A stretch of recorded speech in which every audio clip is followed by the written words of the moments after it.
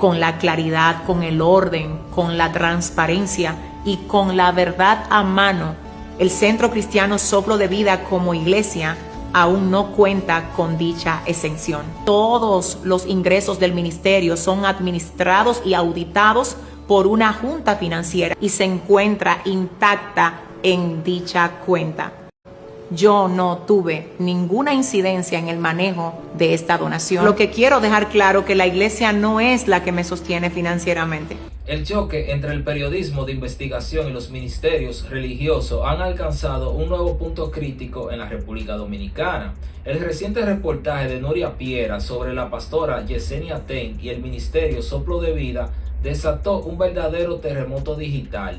Durante años, la opinión pública ha mirado con lupa el vertiginoso crecimiento de esta congregación, cuestionando la procedencia de sus recursos, la opulencia de algunas donaciones y el estilo de vida de sus líderes. Tras la emisión del programa, el silencio de la pastora alimentó las especulaciones. Muchos interpretaron su falta de reacción inmediata como una aceptación silenciosa de las acusaciones, mientras que sus seguidores más fieles pedían paciencia. Sin embargo, en el mundo de la comunicación estratégica, el silencio rara vez es sinónimo de derrota, a menudo es preparación. Yesenia Ten finalmente rompió el silencio no a través de un simple comunicado, sino con una producción audiovisual detallada para desmontar la tesis periodística. Escuchemos su introducción. Quiero decirles a todos ustedes que no hay nada malo en que se nos cuestione, sino que el problema sería que cuando se nos cuestiona no tengamos cómo sustentar aquello en lo que se nos requiere respuesta. Y ese no es nuestro caso. Hasta el momento no nos habíamos expresado porque no se trataba solo de reaccionar, sino de responder en el momento correcto y de la manera correcta, no con argumentos vacíos, sino con evidencias concretas. Porque quien sabe quién es y la forma como se maneja, no necesita correr a defenderse ante acusaciones que carecen de verdad y de fundamento. Por eso no me apresuré, sino que preferí tomarme el tiempo de orar para responder como se debe responder, con la claridad, con el orden, con la transparencia y con la verdad a mano para el momento indicado. Y ese momento es hoy. Esta introducción nos deja claro que no estamos ante una reacción impulsiva, sino ante una respuesta calculada. El primer gran asalto de Nuria Piera fue directo a la yugular financiera, acusando al ministerio de utilizar la estructura de la iglesia como un escudo de excepción legal para evadir obligaciones fiscales. Esta es una de las acusaciones más graves para cualquier institución, ya que toca el Código Penal y la moral pública. Pero la respuesta de Yesenia introdujo un giro legal que desmonta el argumento básico del reportaje.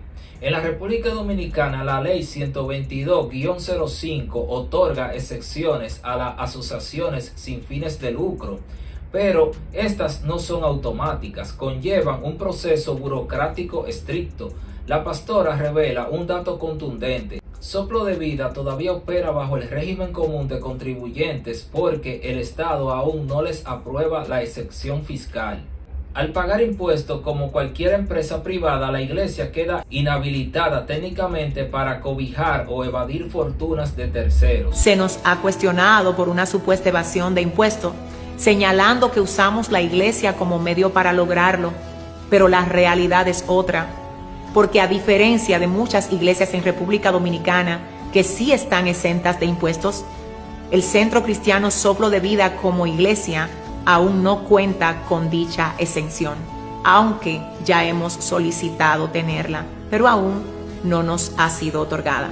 La iglesia Soplo de Vida está al día con todas sus obligaciones fiscales ante la Dirección General de Impuestos Internos, tal como pueden verlo en esta certificación.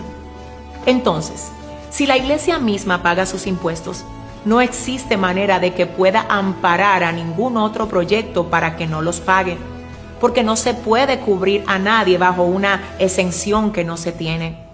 El argumento es jurídicamente sólido. No puedes esconder dinero en una exención que no posees, al presentarse como una identidad que cumple con sus deberes impositivos ordinarios, la pastora busca invalidar la narrativa de opacidad. Sin embargo, un ministerio moderno no es solo un templo, es un ecosistema que incluye academias, ventas de literatura y eventos internacionales.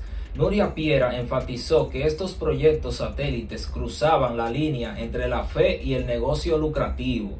Para blindar este flanco, Yesenia traslada la responsabilidad de las decisiones económicas de su figura personal a una estructura corporativa, un comité financiero y auditorías internas. Al mismo tiempo apela a la historia de éxito de la congregación, recordando que pasaron de 7 miembros a más de 3,000 en una década. Este argumento de crecimiento demográfico es usado como la prueba natural de por qué se manejan tales volúmenes de dinero. Escuchemos este desglose administrativo. Y como la iglesia lo hace, también todos los proyectos del ministerio están al día con sus obligaciones fiscales, incluyendo la Escuela de Formación y Capacitación Trasciende. Por otro lado, es importante aclarar que todos los ingresos del ministerio son administrados y auditados por una junta financiera que regula y supervisa todo lo que entra como ingreso al ministerio. Otro de los temas en los que se nos ha estado cuestionando es en cuanto a los fondos para la adquisición del terreno de la iglesia. Nuestra iglesia comenzó con 7 personas en el año 2015 y hoy somos más de 3,000. El primer proyecto de recaudación que tuvimos fue el que llamamos Plan 6.5, cuyo propósito inicial era adquirir el espacio en el que actualmente nos encontramos rentando. Aquí llegamos al punto que encendió la indignación popular en las plataformas digitales, la famosa donación del vehículo de lujo. En América Latina, los símbolos de opulencia en los líderes religiosos siempre detonan un fuerte rechazo ético, y el reportaje de Nuria capitalizó este descontento mostrando las imágenes del costoso regalo. Para el ciudadano común, ver estos lujos en medio de las necesidades sociales de la comunidad resulta contradictorio. Sabiendo el impacto negativo de esta percepción, la pastora Yesenia Ten ofrece una declaración clave sobre la propiedad del activo. Afirma que el vehículo no forma parte de su patrimonio personal ni está asignado a su uso cotidiano, sino que fue transferido directamente al comité financiero bajo el programa ProTemplo. Según su defensa, el automóvil es un recurso económico congelado e intacto, destinado a convertirse en liquidez para edificar la nueva infraestructura del ministerio. Es una jugada para transformar una acusación de vanidad en una gestión puramente institucional. Pero, por causa del crecimiento que hemos tenido en los últimos años, nos dimos cuenta que quedarnos en la zona en la que nos encontrábamos no habría de ser una opción. Es ahí donde comenzamos a pedir a Dios que nos diera dirección y Él nos direccionó a otro lugar que hasta aquí todavía no hemos adquirido, pero sí nos encontramos recaudando fondos y trabajando de manera ardua para poder comprarlo. Y para este fin, recientemente recibimos la donación de un vehículo que se hizo público y que fue entregado a la iglesia con miras al aporte del proyecto ProTemplo. Tal donación fue manejada en su totalidad por el comité financiero del ministerio y se encuentra intacta en dicha cuenta. La estrategia de desligar su figura del control de los bienes institucionales es inteligente, pero abre la puerta al debate central de toda esta controversia. Si la pastora no influye en las donaciones multimillonarias ni utiliza los activos de la iglesia para su beneficio personal, la duda pública persiste. Nuria Piera enfocó gran parte de sus misiles en rastrear el origen de la riqueza personal de los líderes del ministerio, sabiendo que el público exige respuesta clara sobre su estilo de vida. Yesenia decide cruzar la línea divisoria entre los ingresos de la fe y los ingresos comerciales. En el siguiente clip, la pastora revela una faceta que muchos pasan por alto: su rol como creadora de contenido global y la explotación de la economía digital desde el año 2012 como su verdadera base financiera independiente.